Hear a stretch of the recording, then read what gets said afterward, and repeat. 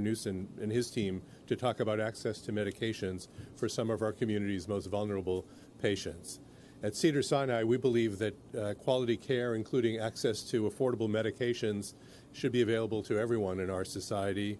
And as the largest provider of services to Medicare patients here in California, and one of the largest providers to patients covered by the Medi-Cal program, we're excited to have the governor here to discuss this important topic.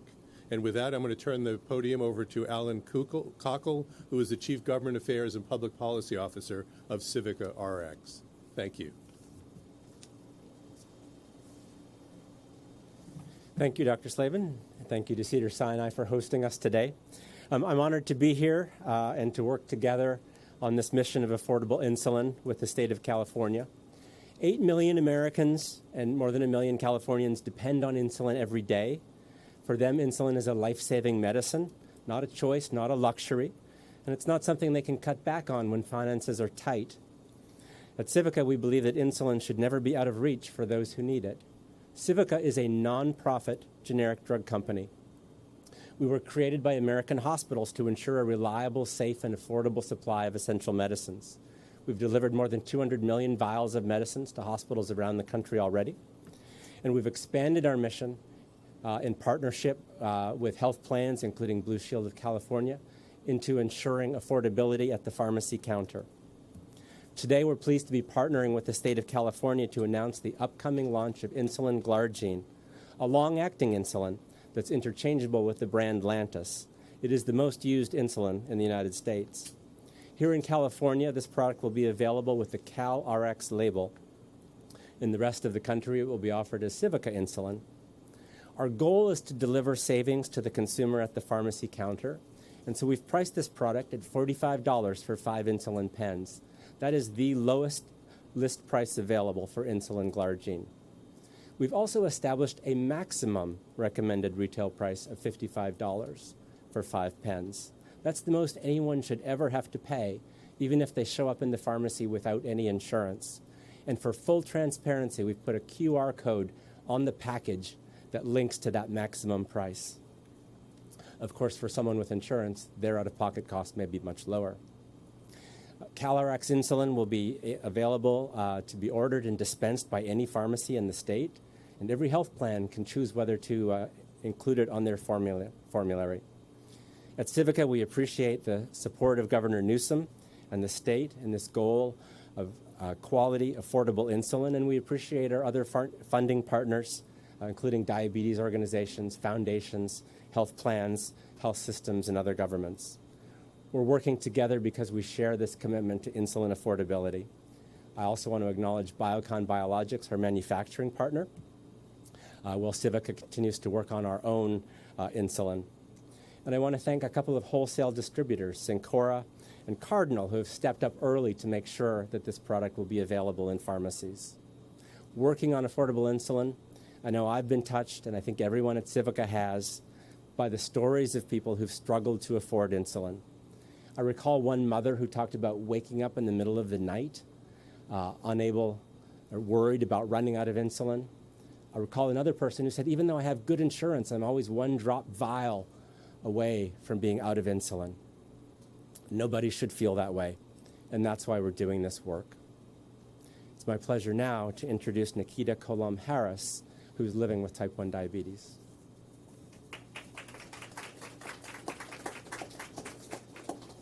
Hello, I'd like to just thank the governor and his team and the American Diabetes Association for inviting me back to share on this important topic of insulin affordability. I'm a proud native Californian. Even my mother was born and raised here in the 50s. Growing up in an industry that California is known for, when I was 12, landed the role of the original voice of young Nala in Disney's film The Lion King in 1994. And then flashed to 1999, a freshman year in college. In an ICU room, the doctor tells me I have type 1 diabetes. I thought, not only is this a death sentence into my career and dream of becoming a mother. I have given myself 67,333 insulin injections, 76,952 finger pricks, 2,748 days recovering from a hypo since being diagnosed in 1999. I was once out of insulin for 5 hours, and that put me in the ICU for 2 weeks. I am thankful I am even standing here today advocating as I have been since my first call to Congress with the ADA in 2011. I have a beautiful daughter who's turning 5 and my supportive type 3 husband. So I ask anyone before you say no or turn down funding to prevention measures and sustaining life tools, think of the mother who is deciding whether she is going to pay for groceries or her insulin. Think of that teen who is stretching out their dosage because the cost is making them feel like a burden. Or me, who now has neuropathy and gastroparesis only due to limited access to insulin and tools earlier in my life. Seeing the dollar signs drop in front of insulin costs, which is literally the vial of life for millions of children and adults living with diabetes, gives me hope in humanity. The scientists who discovered that insulin could save human life, those who invent and develop the medications and technology to sustain our lives, gives me hope in humanity. And the millions with diabetes, the allies, the caregivers, or T3s as we call them, give me hope in humanity. And so I just say thank you to Governor Newsom and the whole team behind this great effort and for being a T3. Next person who's coming up is also an advocate, Grace.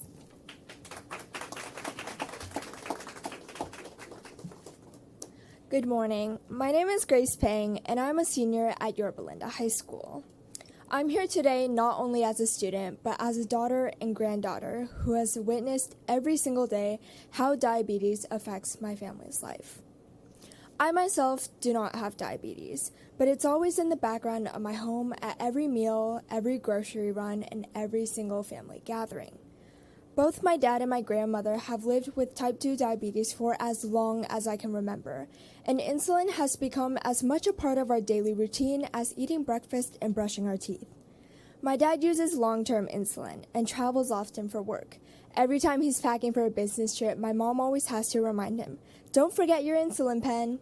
One time, she didn't, and he actually forgot it. I still remember the panic that followed, my mom rushing out of the door in a flurry just to ship his insulin before the UPS store closed. This represents just how essential insulin is. It's funny looking back, but just a few hours without insulin could pose risk at my dad's health. My grandmother, on the other hand, has her own little routine. She uses both short and long-term insulin. And whenever she comes over for dinner, she puts it in a little cooler just to keep it effective. And before every meal, she takes it out, checks her dosage, and injects it with a calm confidence that can only come from years and years of practice. It's routine now in our family, almost ordinary. But for both of them, insulin is not optional. It's survival. Yet they each spend well over $100 each month for something they simply can't live without. I've seen how those costs can add up. The hesitation before refilling a prescription, the stress of balancing bills, and the constant worry of, what if it becomes too expensive one day? No family should ever have to live with that sort of uncertainty. Beyond my home, I've met countless families who face similar struggles. While volunteering in Santa Ana to address nutrition insecurity, I've met parents who had to make impossible choices between putting healthy food on the table and paying for the very medicine that keeps them alive. That's why actions the governor has taken on addressing this issue, including his recent signature of Senate Bill 40, means so much to us here in California. I'm proud that we are taking meaningful steps towards recognizing this life-saving medicine as what it truly is, a necessity, not a privilege. Today's announcement represents hope for my dad, my grandmother, and the countless families in California who rely on insulin to stay alive every single day. Hope that they can finally worry a little less and live a little more. Thank you. It is now my privilege and pleasure to introduce California Health and Human Services Secretary Kim Johnson. Well, thank you so much, and I think there's so much power in what we just heard of real-life stories and what it's like to live with diabetes and our commitment here in California to affordability. Thank you, Civica, for this partnership. This product launch really embodies California's vision of an equitable, transparently priced pharmaceutical market where all Californians can afford access to the medications they need for healthier lives. It also highlights our innovation. The CalRx initiative is one part of a much broader effort to make healthcare more affordable in California. CalRx's other initiatives support this vision and include improving albuterol access in schools for our children, making life-saving naloxone more affordable, and the bear is on the box. That's how you find CalRx and naloxone. And ensuring essential drugs like reproductive health medications are accessible in our state. Along with making access to medicines more affordable, we're addressing medical debt through the Hospital Bill Complaint Program. We can't make healthcare more affordable without investments in the workforce, and we are reducing workforce shortages by providing scholarships, loan repayments, and grants to students, graduates, and institutions providing direct patient care in areas of most need. We're also investing in our behavioral health system and working to make mental health and substance use disorder care more accessible and integrated into our healthcare delivery system. We've also established the Office of Healthcare Affordability in 2022, which is focused on slowing the growth in healthcare spending and addressing high-cost outliers. Today's announcement means that millions of Californians can rest easier, as you just heard, knowing that paying for insulin won't break their budget. It won't make them have that hard choice between housing, food, and education. Thank you, Governor, for providing another example of how California is leading the nation in increased healthcare access and affordability, and how we are disrupting the market for essential medicines. And with that, I welcome the Governor of the great state of California, Governor Newsom. Thank you, Madam. Thank you, Madam Secretary, and thank you to all the speakers, and thank all of you that are behind the cameras that are assembled here today in the first of the nation announcement of its type. January 1st, we will be the first state to provide this not subsidized insulin, but lower cost insulin available to anyone and everyone at pharmacies and direct mail pharmacies all throughout the state of California. $11 per pen, $55 for a month's supply of this long-lasting insulin. It has been a long road to get here. This is a process that has unfolded over the course of the last 3 years, and it's a process that will continue to unfold over the next few years as we expand the portfolio of options as it relates to insulin and continue our partnership with Biocon and continue our effort to expand the portfolio of opportunities under this CalRx brand. And it's important to underscore, this again is part of a new initiative to fundamentally lower healthcare costs, not spread healthcare costs. One of the things that all of us should be increasingly concerned about is announcements around caps, announcements around discounts, announcements that fundamentally are simply subsidizing a direct cost and socializing the total cost to you and me and the entire healthcare system. There's a lot of mythology as it relates to how this system operates. And fundamentally, what we're doing is creating a pattern interrupt. This is significantly different than what others have done to achieve lower costs, because again, we are taking out the middleman and we are fundamentally reducing the cost to individuals, ultimately extending that to taxpayers themselves. And so I just want to extend gratitude to all of our partners to this process that continues, including some FDA approvals that are in front of us next year, to some trials in terms of our manufactured products that will be occurring overseas in the European Union, and the work that is being done in real time to expand the portfolio to diapers. We have 14. We have an RFI. It's a fancy way of saying a request for information that provided under the CalRx brand the opportunity for us to get in the diaper business, to lower the cost of diapers, to remove the middlemen, to lower costs. 14 folks, nonprofits and organizations, have already reached out saying they're interested. You heard about the work we're doing on inhalers that the Secretary just mentioned, to get in all of our public schools. We've taken a component part of the appropriation that was made by the California legislature to advance those goals. And the naloxone box that the Secretary just put up, 160,000 units a month are being distributed throughout the state of California. And just a few months ago, we started to provide those naloxone boxes, 2 for $23, $24, making them available direct to consumer.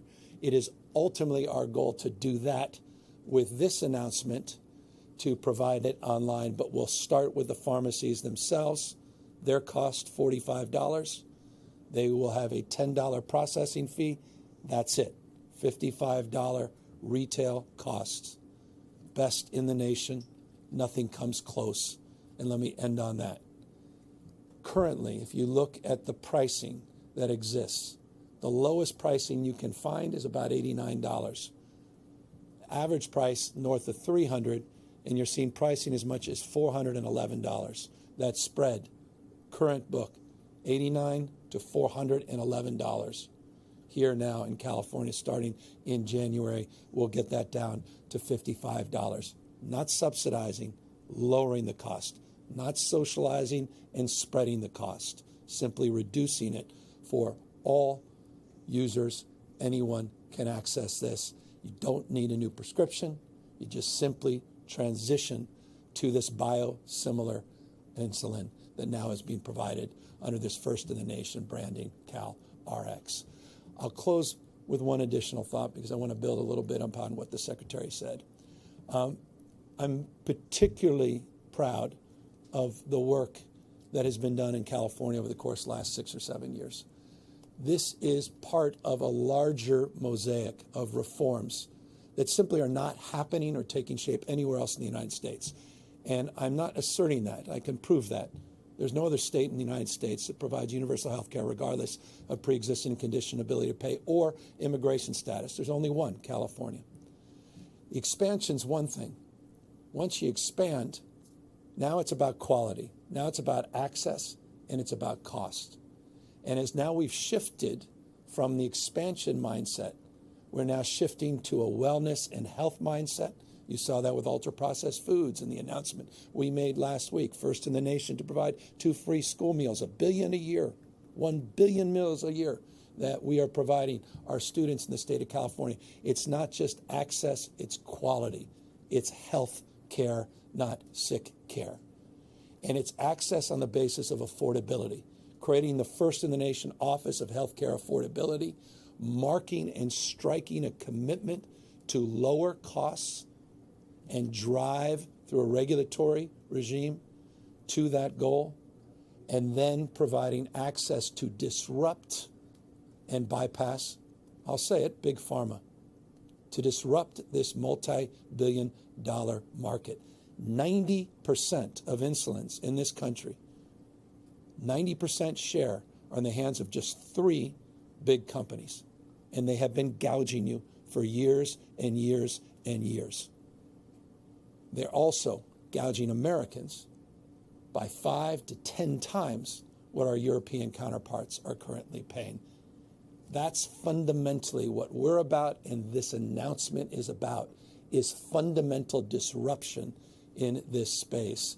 In the absence of the kind of leadership at the federal level, though there are some interesting announcements coming from the current administration, but they amount to press releases right now, not fundamental policy yet. In the absence of that, proud of California, our state, leading in this area. With that, we're here to answer any questions. And I'm happy to ask myself one question. And that is, no, I'm joking. I've never seen you guys so timid, so quiet. It's almost awkward. Governor, your reaction to the Camp Pendleton events planned? Well, we'll see what actually takes place. We were under the understanding they were going to close I-5, up to 80,000 vehicles on Friday, tomorrow, and Saturday. And then they seem to have backed off on that. They were going to move forward with a display, doing something, but they're not clearly sharing that with state officials. It was foundational and fundamental that we needed to be part of that if we were going to shut down the freeway and make sure it was done in an appropriate manner. But it appears, as I said, they've backed off. So to be determined what they are proposing to do. We're proud of this country, proud of our military, proud of the 250th anniversary. Anything we can do to celebrate our vets, to celebrate our heroes, I'm all for. Let's just do it in coordination and collaboration with state and local leaders. That continues to be a struggle with this administration that is more interested in doing things to people than doing things with people in relationship to these kind of activities.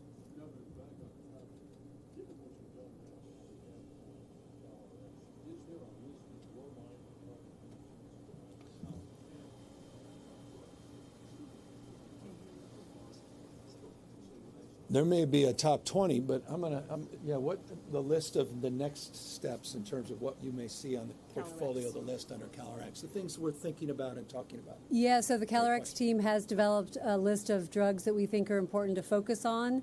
Certainly looking at vaccines, certainly looking at GLP-1s. As the governor and the secretary noted, albuterol is key. So those are some of the drugs we've identified, looking at cost, looking at prevalence of use, and looking at access.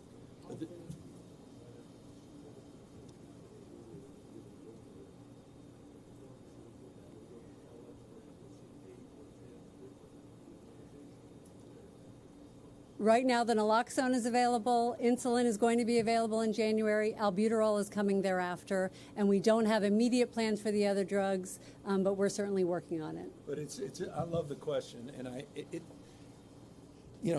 if you don't like the answer, ask a better question. And I'm not referring to your question. I'm referring to the questions we were asking ourselves. And we were as dumb as we want to be. We were constantly asking how to lower costs by subsidizing costs and spreading costs.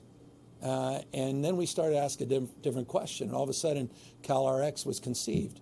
And now we're thinking, wait a second, we're the largest healthcare system in the United States of America. We're the largest purchaser in this country. Why aren't we taking these market-centered values, free enterprise, using our purchasing power, and act more like a damn business? And it's so interesting, all these folks that wax on about free enterprise, all these businesses that talk about the merits of free enterprise, they hate it when there's real competitors. And all of a sudden, they try to trip us up. They try to take us out. They try to put sand in the gears of our efforts, which I think is just highly ironic. So they've had this sort of favored nation status. And finally, our status is improving because we're finally in the game. So I'd love to see that list significantly expand. Once a mind is stretched, it never goes back to its original form. And what I mean by that is now we're open for business. People see that we mean business, that this is real, that this is finally happening, that we have real resources behind it. And no one asked, this was the question I was going to rhetorically ask, how much did this cost? We seeded this with $50 million in this first phase partnership. And we're looking to expand additional supports as proof of concept with the legislature. But the legislature is all in now. They see the benefits of this. And I think the door is opened to the opportunity to significantly expand that portfolio. And GLP-1s, I'll tell you, in terms of costs, that is an area of opportunity for us. And that is, for me, one of our prime targets with the sell-by date that I have in terms of my tenure that I want to accomplish before I leave. Thank you. What kind of cost savings is this going to mean for Medi-Cal and CalPERS and the other programs? Well, that's to be determined, and that's a good general question. And we've discuss that. So I'm going to ask the person I asked that question to answer it to you as well directly. So the MediCalRx program buys all of their drugs directly, and so we're still in conversation to see how much this would be of help to them. So we are actively talking to health plans, talking to our own California purchasers such as CalPERS and Medi-Cal, and we don't have those exact numbers today, but we're absolutely seeing what the largest purchasing power can bring. But look at the hope and goal here, and by the way, just Blue Shield, respect. They put this on their formulary, so we're already seeing some traction and action, which is exciting. We hope this disruption will lower, as you saw with naloxone. What we came in on the naloxone side, you saw significant decline in costs across the spectrum. That's the hope and expectation here as we can anchor in and we can start to see the cost curve start to move in a different direction and collapse overall. Thank you. Do you have any thoughts on the upcoming No Kings events that are taking place this weekend, and any advice for those who might be participating? Well, my advice is, if you participate, do so peacefully, so thoughtfully, because there's one person that hopes you don't, that hopes there is disruption, there's some violence, and he will exploit that, and he will take advantage of that in a profound and consequential way. I hope people come out in unprecedented numbers. And I hope they do it not just for themselves, but for each other and for the 249 years that our founding fathers lived and died for, and those enduring principles that are at stake. No kings. A declaration of independence against the tyranny, against lawlessness in the context that there was no rule of law. It was the rule of king. And I think increasingly people are waking up to the rule of law in this country, increasingly appearing to be the rule of Don. And I hope it's dawning on people how precious this moment is and what's at stake. And so I hope people put a stake in the ground, take the opportunity and time to participate this weekend, but again, do so peacefully with a deep realization of the consequences on what the founding fathers were all about. Co-equal branches of government, popular sovereignty, the rule of law, fundamental values that have endured for 249 years, and all of that is at stake. Governor, when the insulin initiative was first announced, the state set aside $50 million for a manufacturing plant. Yeah. We shifted last year with the legislature. We actually are using some of that money for our inhaler initiative in the public schools through CalRx. And we made the determination with Biocon that their existing facility in Virginia was more than adequate to provide enough manufactured product for the state of California. So that gave us the flexibility to investigate that alternative and option. And working with the legislature last year, we redirected a lot of those funds.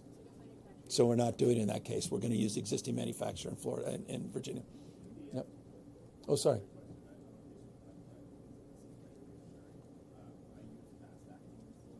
Yeah.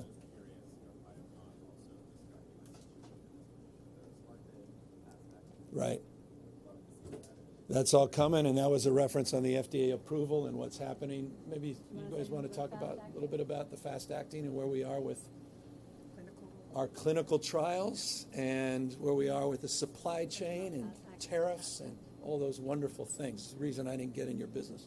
So today we're announcing the launch of the long-acting. Right here? Oh, thanks. Yeah. Today we're announcing the launch of the long-acting insulin January 1st. But this summer we actually kicked off and made a formal announcement, the start of our fast-acting development program. So our first fast-acting will be insulin aspart. So it's in the works. Yeah. So they're testing it. We'll go through a process January, July. We hope to be out of those tests, and then we'll in the formal FDA approval process. I'm mindful of the clock, but we're now we're very mindful that we're now on the other side of some of those delays, and they're finally moving forward, and so it's taking shape.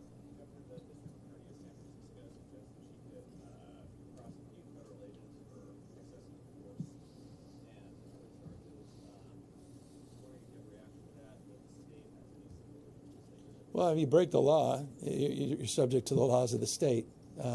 Just because you work for a federal authority doesn't mean you can't be mindful of state laws. For example, speed limits. They're subject to everyone, regardless of your employer.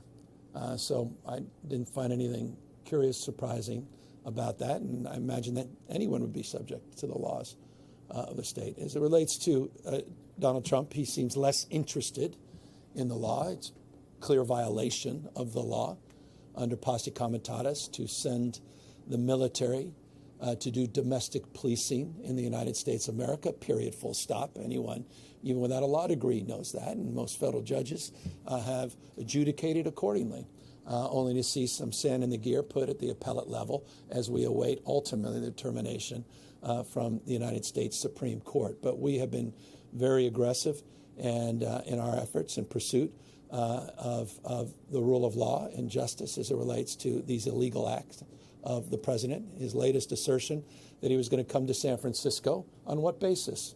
He didn't even claim. There's no pretext anymore. Let's disabuse ourselves that there has to be a pretext with Donald Trump, that there's anything that would justify that. There's no existing protest at a federal building. There's no operation that's being impeded. I guess it's just a training ground for the President of the United States. It is grossly illegal. It's immoral. It's rather delusional. And increasingly, this president appears unhinged, unmoored by reality and facts. Seems listless. He seems, dare I say, in decline, cognitively and, dare I say, forgive me, perhaps unfair, physically. And these are just rantings of someone that needs an intervention, needs some help, needs to be stabilized, dare I say.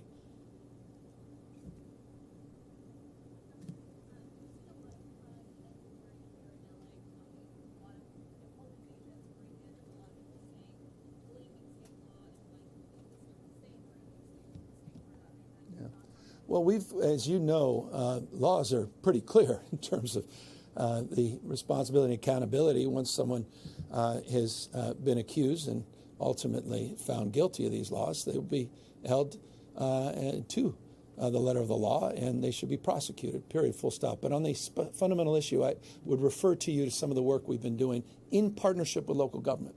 Now, let me highlight two specific examples.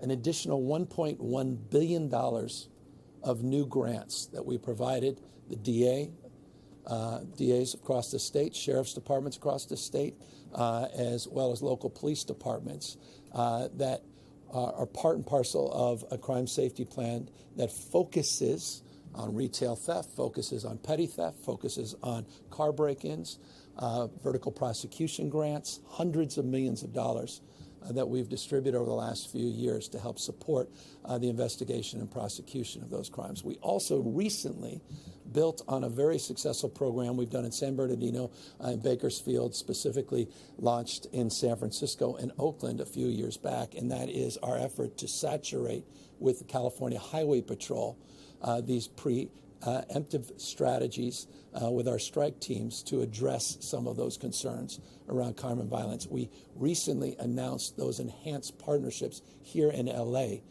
just a month or so ago, and we're going to continue to make those investments on the backs of the fact that we have now over 1,000 new California Highway Patrol officers that we've recruited over the course of the last few years, the largest recruitment class in decades in this state. And so we're doing everything we can to help support local officials financially and support them with partnerships with state law enforcement. Thank you, everyone.